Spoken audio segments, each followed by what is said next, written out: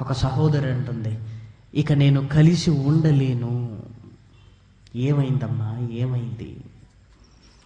నేను ఇక కలిసి ఉండలేను. పెళ్లినాడు చేసిన ప్రమాణాలు ఏమైపోయాయి? ఒక భర్త నాకు విడాకులు కావాలంటున్నాడు, కోర్టు మెట్లెక్కుతున్నాడు. ఎందుకు కావలసి వచ్చిందయ్యా నీకు విడాకులు? ఎందుకు? నీ జీవితంలో ఏమో అవుతుందో నీకు అర్థం అవుతుందా? అసలు నువ్వెందుకు అలా మారిపోతున్నావో నీకు తెలుస్తుందా?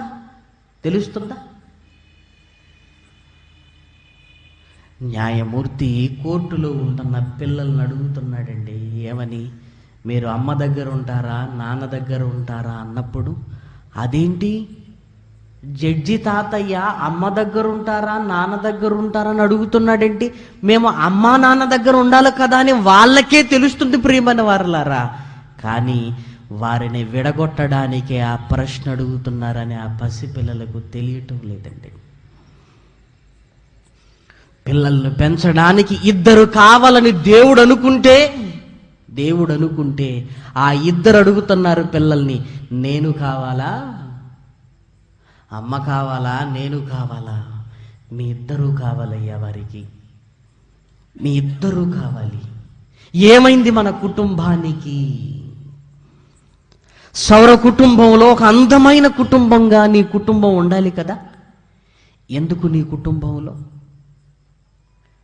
చివరికి పెద్దవారు కూడా ఏమనుకున్నారంటే, సంసారం అనగానే 1,00,000 వస్తుంటాయి. ఎందుకు వస్తాయో చెప్పలేదు కానీ వస్తుంటాయి. మనమే ఏం చేయాలి? సర్దుకోవాలి. వచ్చినప్పుడు సర్దుకోవాలని చెప్పిన మనమే ఈ సమస్యలు ఎందుకు వస్తున్నాయో కూడా చెబితే బాగుంటుంది కదా. సంసారం అనేది సాగరం అండి, సాగరం. ఎందుకు సాగరం అయిపోయింది సంసారం? ఎందుకు సాగరం అయిపోయింది? ఏ చిన్న సమస్య వచ్చినా మనము సాగదీస్తూ సంసారాన్ని ఏం చేశాం? సాగరంగా మనమే మార్చుకున్నాం ప్రేమన దేవుని పిల్లలారా. ఎన్ని కుటుంబాలండి, ఎన్ని కుటుంబాలు. ఏమండి, 4 రోజులు వినబోయే ప్రతి మాట దేవుడు మన కుటుంబాలను కట్టుకునే కొన్ని అపరూపమైన మాటలు తీసుకుని వచ్చారండి. ఎక్కడో నిజామాబాద్లో ఈ టైటిల్ మాట్లాడుతున్నప్పుడు ఆ నిజామాబాద్కు వచ్చిన యూత్ పిల్లలండి, నిజంగా ఈ మాటలు చాలా బాగున్నాయి, ఒకసారి ఈ సత్తుపల్లిలో మేము పెట్టాలని చాలా కష్టపడుతున్నారు ప్రేమన వారలారా. అంతకు మించి మరి ఏ ఉద్దేశం ఈ సభల వెనుక లేదు. ఒక్కసారి వినిపించాలి. ప్రతి కుటుంబం బాగుండాలి. దేవుని కుటుంబంగా మనం ఉండాలి. ఆనాటి నుంచి ఈనాటి వరకు ఇదిగో ఈ జంట, ఈ వివాహము ఎవ్వరు వేరు చేయకూడదు వీళ్ళిద్దరిని. చివరికి వీరు కూడా వేరు కాకూడదని ఆర్భాటంగా మ్యారేజ్ రిజిస్ట్రార్లు గౌరవంగా ప్రకటిస్తే దయ్యం ఏమనుకుంటుందో తెలుసా? వీళ్ళను ఎవరు విడగొట్టొద్దా, వీళ్ళు విడిపోవద్దా, వీళ్ళని ఎలా విడగొట్టాలో నాకు బాగా తెలుసు.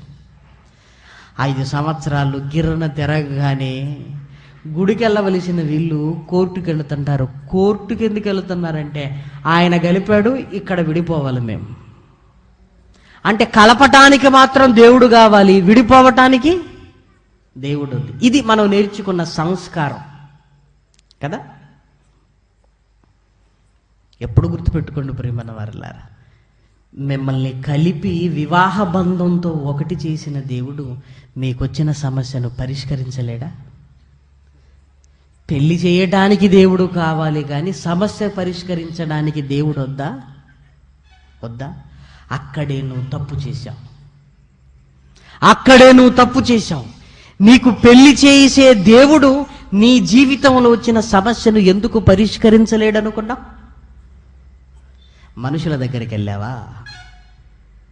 దేవుడు కలిపేవాడు, మనిషి విడదీసేవాడు. నువ్వు విడదీసేవాడి దగ్గరికే వెళ్ళావు, కలిపేవాడి దగ్గరికి రాలేదు. సమస్యలు రాగానే మోకాళ్ళ మీద దేవుని వైపు చూడండి ప్రియమైన వారలారా. పెద్ద మనుషులు ఎవరునని ఊరిలో పెద్దలు చూస్తున్నాం మనం కదా.